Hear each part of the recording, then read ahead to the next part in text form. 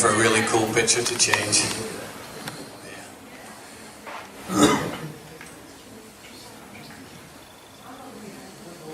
No, there we go. That is this guy who met George Romero, creator of The Night of the Living Dead, a bunch of other films, about 10 years ago. I did actually pitch to George Lamb of the Dead, filmed in So that made me sad, but I was on the search for an even cooler premise, and I found one. It's these guys, so can you all come around here, the crew from Dead Air? Have a round of applause for these. Geoff, come round this way. No, come on. They blocked us off. Go around that way. No, jeez. There you go. Can you come round here? That way. Fencing you off, dude. We will get introductions to these wonderful guys in a moment. The premise for their film is, for me, sadly better than Lamb of the Dead. But it's really cool. So we have Geoff. You are a director. I am. Aren't you? He's been a guest on my podcast a couple of times, but this morning was the very first time I met him, so I'm really chuffed. Yeah, no, me too. Cool. Yeah, it's been really good to meet you in person. It's cool. For once. For once. Yeah. Not last time. No, that's okay. Peter, hello. You write stuff, don't you? I do. You do? I do. I've not met you before either. Charlie. Hello. You act. I You act. become characters. Yes. I've been a fan of Charlie Bond's for years, because I do a lot of publicity for British films. I think you're the one. Charlie's been in loads of them. Absolutely loads of them. So when I heard that Charlie was attached to Dead Air, it's like, cool, I'm impressed. So I actually brought a poster down for you, sign right up, but I'm like, what about that later on? And Andrew, you touch Muppets. Yeah, I suppose that's one way you could describe it, yeah. Is that not? Yeah. It doesn't say that on your LinkedIn profile. No, I think I maybe need to update my Twitter feed now. You do? That'd be a cool business card. Touch Muppets. Touch Muppets. Essentially, I think is key. yes, it's all consensual, absolutely. So, like I mentioned, I've been a fan of Geoff's work for ages. So when he does a new project, it pops up on my radar and I become intrigued. Dead Air is the latest project to intrigue me. So, how'd you pitch it? Go for it. Oh, right. Well, Dead Air is it's going to be a short film, initially, proof of concept, because we want to make this into a feature. It's about an all-female punk rock band, led by Charlie here, who's the singer. They're on their way to sort of the penultimate gig of their comeback tour, and they're on a plane flying at 30,000 feet. And the plane is piloted by a bunch of dodgy geezers who are storing these secret boxes in the back of the plane, which contain creatures of a mysterious origin. And they start attacking the band because one of them gets out, and then all hell breaks loose, basically. So it's like kind of like Gremlins and Critters versus Josie and the Pussycats, or I think our original pitch was what was that 80s film, the bands. Mine's gone. the English. Like Gem and Holograms? No. The original pitch. Spinal Tap. Spinal Tap. Yeah, Spinal Tap versus Gremlins. That was our original pitch, and then as the script developed, we decided to make the band sort of all female because it just seemed to fit better. And that's really the film. It's a fight between punk rock band at 30,000 feet and playing against monsters. Which was, I saw Charlie put out a tweet and it was baby metal fights Gremlins at 30,000 feet, whatever that. Something like that. That is a high concept pitch. Yeah. Actually, we should have done that. Baby metal. I love that. Baby metal. Yeah. Versus Gremlins. Yeah. It's very now. Yeah, I mean, originally we were going to do. We weren't really going to see the monsters because, or initially, you're just going to see like little green eyes and boxes and things like that. And then Pete persuaded me that we need puppets because puppets need to come back. There's not enough of that type of stuff on telly. I mean, obviously you've got the Furchester Hotel, thank you, Andrew, there, and obviously you've got Sesame Street and things like that. But when the good days of Peter Jackson's Meet the Furbies, Meet the Feebles, sorry, Furbies. I see that. Peter Jackson's I watched that. So stuff like that just doesn't get made anymore. Although there is this new thing that you were just telling me about early on that's just started filming. Oh yeah, there's. I mean, it's pretty well known now, I think. But there's the. It's been a project that the Henson Company has been kind of toying with for years, called the Happy Time Murders, which has just started shooting in the States now, I believe. Which is essentially you've got to think in terms of. Roger Rabbit. It's a world where puppets and humans coexist, and it's an adult movie. I think it's not a kids movie, and it's a film noir, and it's a murder, and it's something which they've just started shooting, which has been they've been trying to get it off the ground for years, so it's really exciting.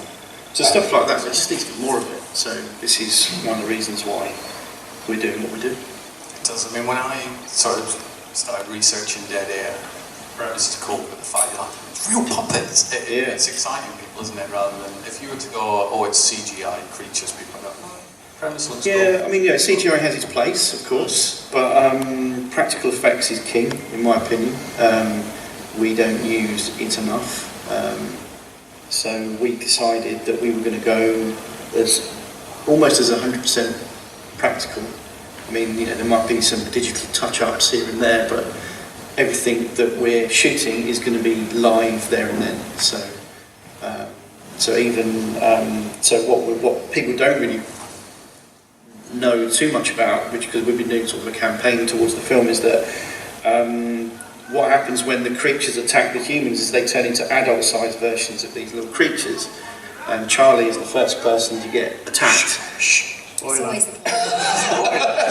I thought this was what this was about. We can reveal some stuff. Or maybe he's just saying that Charlie gets attacked. No, sorry. No, Charlie does get attacked. I do. Peter. Definitely. And she turns into like an adult-sized version of these little monsters. And so we've got in the video clip we'll show you some of the prosthetic work which Charlie hasn't seen yet. So this is going to be a bit of a reveal for her as well. But we've got a company called Tankful Effects that are doing all of the adult versions of the creatures. And so I'm not going to say how many people turn into these things, but there's at least one, which is Charlie. So she'll spend most of the shoot drooling and eating people or attacking people and stuff. Standard Friday. Yeah.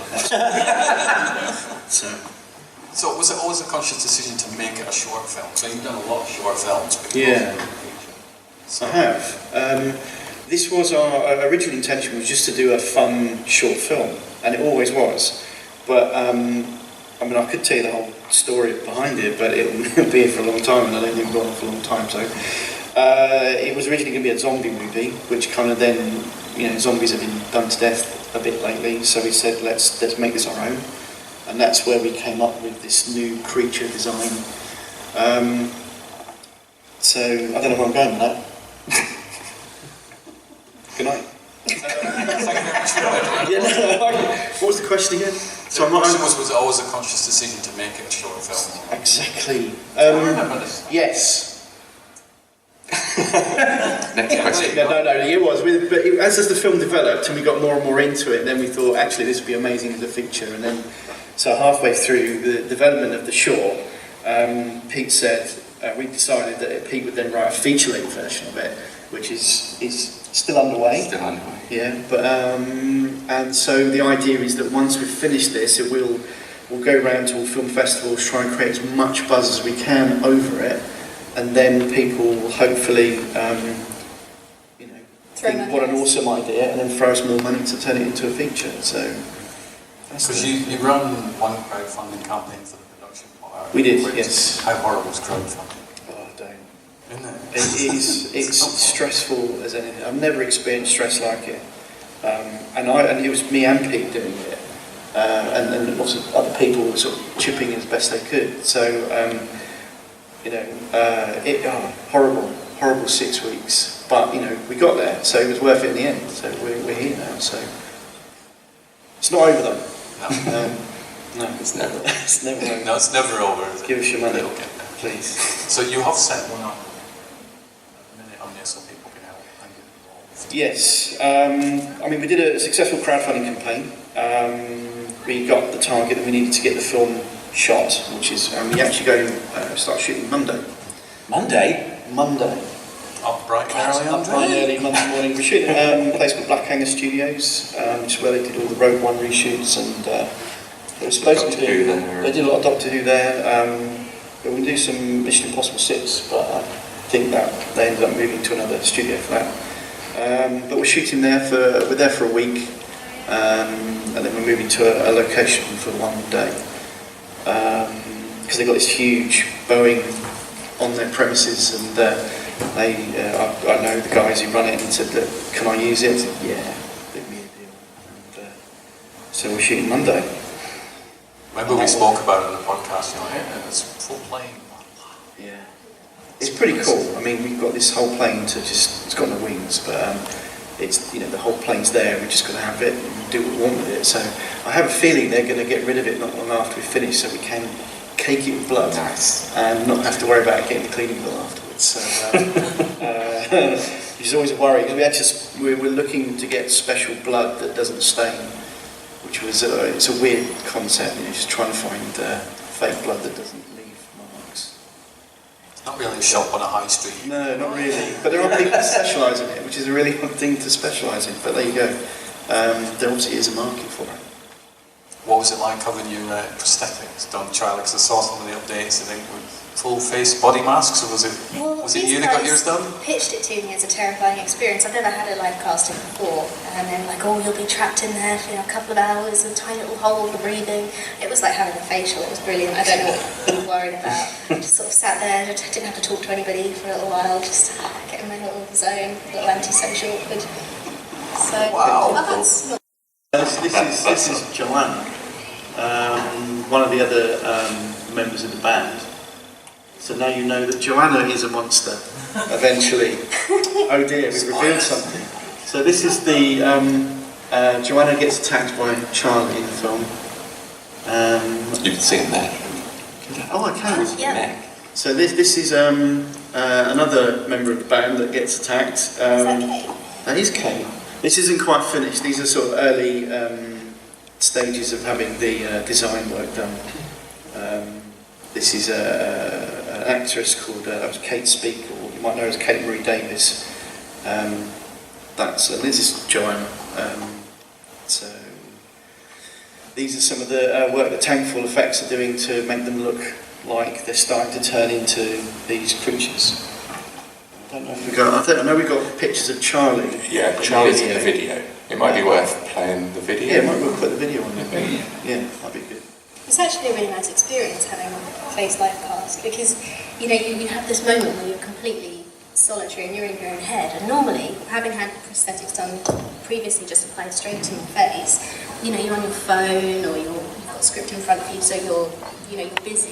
You never really have that time where you're completely off grid and you get inside your head, and it gets a little bit trippy. You sort of start imagining voices and things. I don't know if you've ever done one of those sensory deprivation gigs. It's a little bit like that. I came out afterwards and I just needed a bit of time by myself to sort of readjust to society. I was saying, you said your skin felt amazing. Oh yeah, it felt great. It's all nice clay stuff. But yeah, coming round I was a bit sort of bright. Don't talk to me, I just need to go and have a little moment. Yeah, we didn't have to do that. Great. Do recommend 10 out of 10. Good experience. Yeah, headcast, get it done. There we go. Cue the video.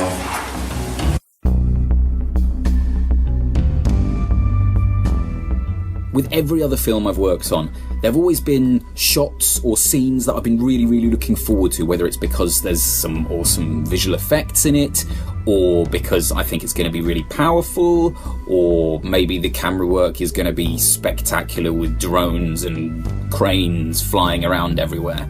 With Dead Air, I feel like every shot and every scene is going to be like that. We're all going to be crowding around the rushes, being so excited about what's going to come out of it.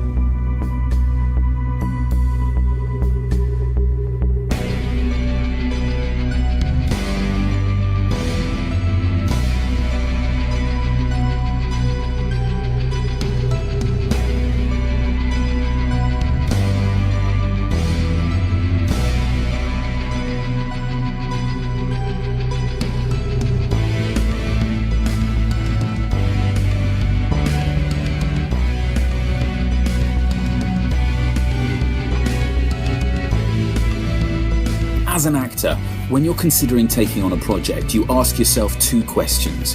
One, what's your character like? Do you have enough to work with? Is it worth you taking part in this project? And two, what's the film actually going to be like? Now, you can work out too by looking at, say, the director's previous work, which I did and I was really pleased about because that's excellent. Or you can look at the script, like the script for Dead Air, and realise that it's so ambitious that there is no way that it could be done unless it was done properly and really, really well. Add to that an excellent cast on board, and it was an easy thing to say yes to, and something I'm really, really looking forward to actually working on.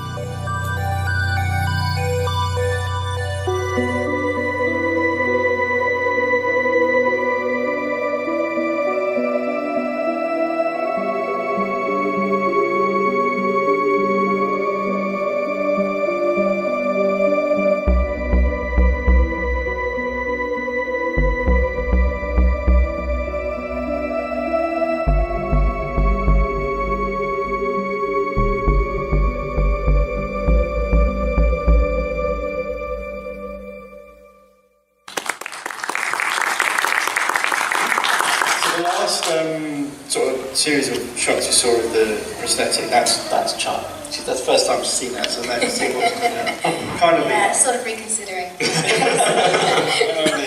What's it like looking at those shots up there, Charlie?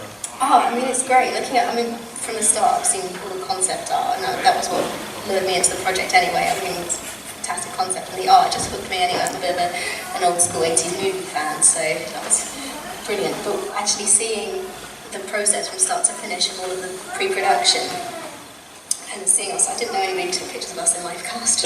Thanks, guys. But yeah, the prosthetic was fantastic. Great.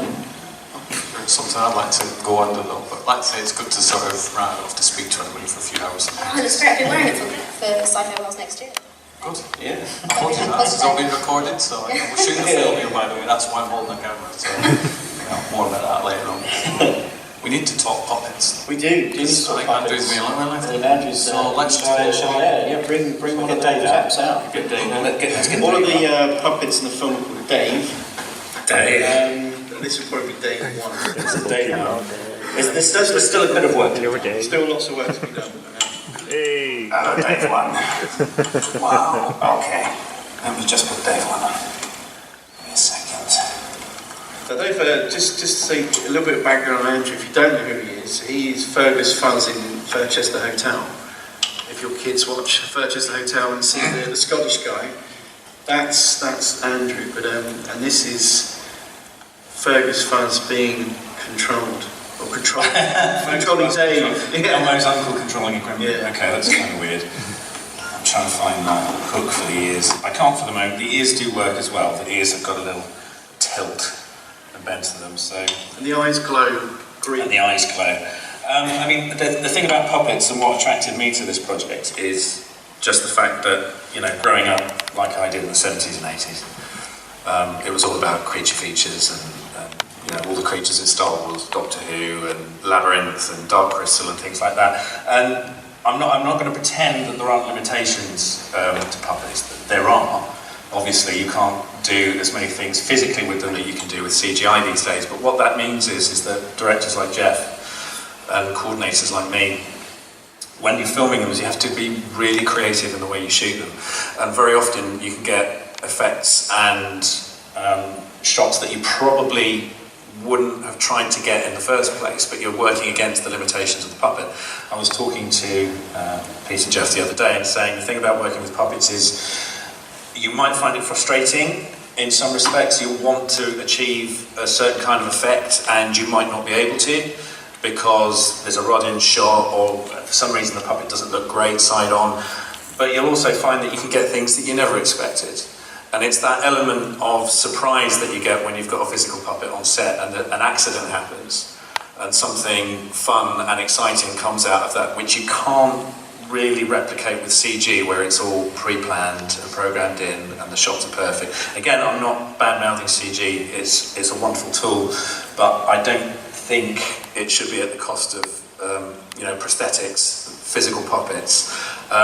For instance, I think I don't know if Geoff agrees with me, but the best kind of combination of CG, prosthetics and puppets that we've had in like the last 15 years was Peter Jackson's original Lord of the Rings trilogy, because it was a brilliant melding of all of those disciplines. And for some reason that vanished in the Hobbit trilogy and it became mostly CG. And I will actually stand up and go, I still like the Hobbit movies, but there's a grittiness, there's a dirt under the fingernails kind of feel to the Lord of the Rings movies, which isn't quite there with the Hobbit movies. And I think that's something you only get with prosthetics and puppets on a set. And yeah, I can't wait to work with these guys. I mean, the stuff that we're planning is quite ambitious. The thing with puppets like this is, like all those movies, again, you're working against the limitations like there were in the 80s, is you get fleeting glimpses, you get impressions of. It's the reason something like Jaws works as well as it does, because the shark didn't work, they had to work their way around it, and you got an impression of it, and that was much more exciting than maybe seeing the entire shark. That's what we're really aiming for with these guys, is that they'll flit by. You'll see them very briefly. Although we do have one shot that we're planning, which I'm really excited about, which is going to be our hero shot with one of these guys climbing out of the hold, full body, and we're going to have, I think, I'm looking at it, and we're going to have at least 3 puppeteers on him at that, one on the head, one on the arms, one on the legs. And that's the shot that will sell the idea of these guys for the rest of the movie. Yeah, I can't wait. It's going to be really exciting.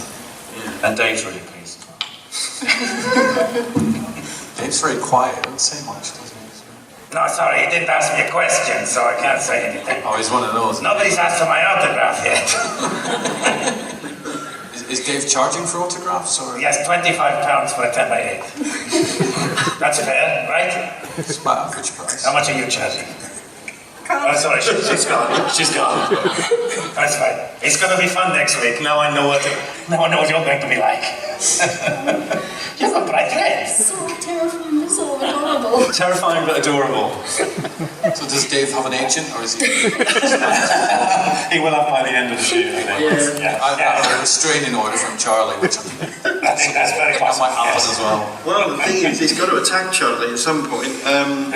So we can't do the restraining order until at least Wednesday. Okay, I'll be on that. Tuesday, that's the day you get attacked, on Tuesday. So. But these guys have had a lot of work done on them in the interview. We took delivery of them when? Did we take delivery? Yesterday. No, I mean, initially, I saw them probably for the first time about 2 months ago. Yeah. There's been a lot of work on them since, things that, for instance, we can now operate them from underneath like this and through the back of the head, whereas initially we could only do it through the back of the head. And I was kind of concerned that limited the kind of motion that I could get on set and the kind of shots we could do. Also, the rods, we've changed those so that they can be attached to the wrist and also through the back of the elbow there. So again, that gives us a wider range of movement depending on the shots that we're doing. It's all about planning. So Dave might have his own panel next year, possibly. I like my own movie.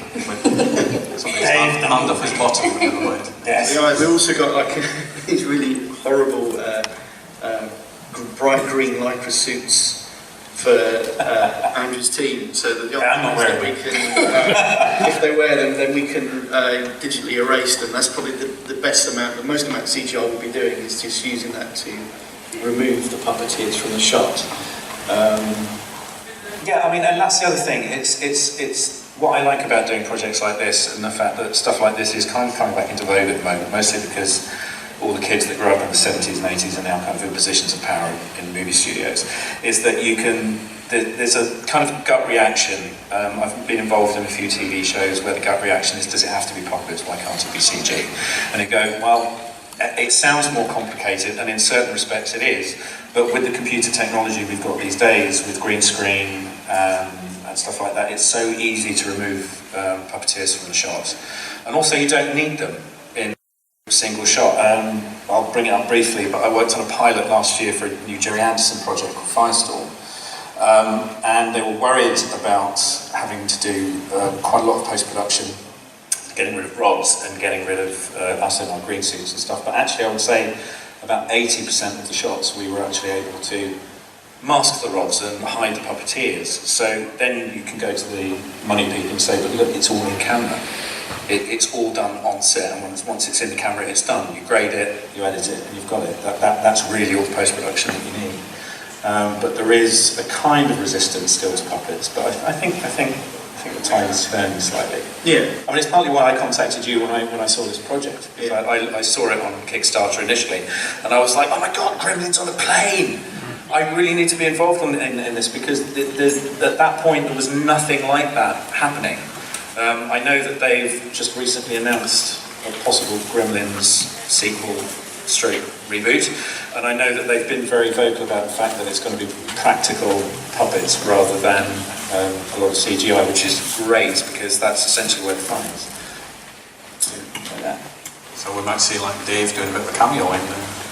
No, I'm far too expensive. Yeah, I figures. Yeah. Dave, so You're right, Charlie. play the game, Dave. No, thank you very much. They're just behind the ear. Oh, we're going to be good friends. Right there. Right there. Thank you. Dave, knock it off, it's not that Sorry. There's people watching. Yeah. Strange creature. Thank you. Has anybody got any questions for these wonderful people? I'm conscious of just thinking up all of their time. So if you've got any questions, just ask.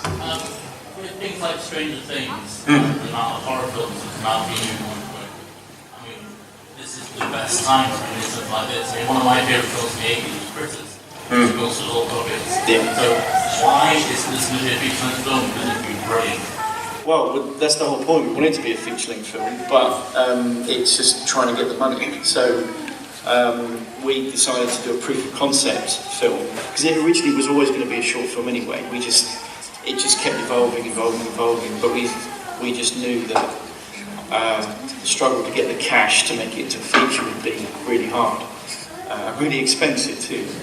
So we decided let's do a standalone short that has a beginning, middle and end that will work. There's going to be a lot of fun. We'll have these creatures in, and then let's just see, if that flies. I mean, there's a lot of short films that turn into features, like Pixels as an example, bad example, but that was a short film initially, then turned into a feature film. And there's loads of examples of that, and that's kind of where we're hoping this is going to go. I think the wonderful thing about making it short as well is that when you have a feature-length film, obviously you have a lot of investors from a lot of different producers. You also have distributors and sales agents, and especially at sort of the lower budget end of the industry, because they're all contributing so financially heavily, they all want a lot of creative input. Yeah. So they'll want to be in charge of certain decisions. A lot of things will want certain things, for example, like gratuitous nudity or less gore or more gore. And I think when you create something yourself, even though you have to work to financially support it, or run a Kickstarter campaign, you have that joy of creating art. You have that creative input, which is just pure joy, and it's what you want as a filmmaker. It's out as a film fan as well. Yeah, for sure. More of this. I think it's although there are people like Geoff and me who kind of like grew up in the 80s and enjoy these kind of practical creatures, it's still difficult to persuade people that puppets are the way to go. The knee-jerk reaction for a lot of young directors and producers is CG, because they understand it. They understand how it works. Puppets are a little bit more involved. There's a bit more R&D. There's a bit more trial and error. But I'm hopeful that things are changing, because now you've got companies like Netflix involving in investing in things like Stranger Things. And the new Dark Crystal series, which is coming out, I think, in a year or so's time. They're trusting the technology, and also it's because of the platform. Something like Dark Crystal can sit there for 12 months, 2 years, 3 years, find its audience, make its money back. It hasn't got to make its money in that first 3-day opening weekend when everybody goes, oh, I only made 12 million, it's a failure, and then they pull it out of the theatres. It can sit there and people can gradually come to it, find it, recommendation and stuff like that. So I think things are changing. I think there's still room for a cinema release of things like this, but I think more like retro things like the Dark Crystal, it seems like a natural fit is somewhere like Netflix or Amazon. I can't wait to see it, so hurry up, make it. I want to wish you all the best for Monday. Dave. Thank you. Dave. There's not much time for Q&As here, but you have a table in the VIP, the other guests signing room. Go up and see them. They're come really, see us. really nice. we're still trying to get money to finish the film. So though we've got enough to actually shoot it, we don't have enough money to finish it. So we're going to do a crowdfunding campaign later on in the year once we've got the film in the can. But if you go to deadairmovie.com, we've got like you can donate money if you really want to. There you go. It's all there. We also have a limited supply of badges. Yeah, come and see us. We've got postcards and badges and stickers, and they're all limited. So once they're gone, they're gone. We're not making any more of the ones that we've got downstairs. So come down, say hello, and get involved if you can. Share the name of the film, tell everyone all about it. And, follow them on Twitter. Yeah, on Twitter. Twitter's the Twitter man. So anything on Twitter tends to compete because I'm rubbish at that. Come say hello to Dave. I see so many pictures and updates from the tests and stuff that you do on the social media channels. Yeah. We've also, for people that have backed us, and any new backers are always welcome, we're going to do a Snapchat channel if that's your thing. We've got a guy called Joey Draper from a band called I'll Be Damned who's doing a Snapchat channel for us. And another thing, just very quickly, we haven't mentioned, we've actually got a Hollywood genre legend who's going to do the voice, potentially, of this guy here, or one of them. We're not allowed to reveal his name because I'm not allowed to say who they are until we've got the money to pay for them. So just think that if you get involved in us, you'll have your name against a film that has a Hollywood genre legend. Just throw it out there. Okay. You'll help Dave, because Dave needs a new pair of shoes. He needs to eat. Help Dave. Thanks very much. But I'll pop down and say hi to them because they're a really good bunch of people. That was the first time this morning. I feel like I've known them for ages. So thank you very much to the crew of Dead Air Movie. There you go, pausing. Or is he taking a picture of Dave? Who knows? Both, I think. So now, call down, say hi to them. They're amazing. Thank you, Geoff. Thank you, Peter. Thank you, Charlie. Thank you, Andrew. You're right, Dave. You're going to charge me to shake your hand or not? £5. No, it's fine. Thank you very much. Thank you very much. Round of applause for this wonderful bunch of people.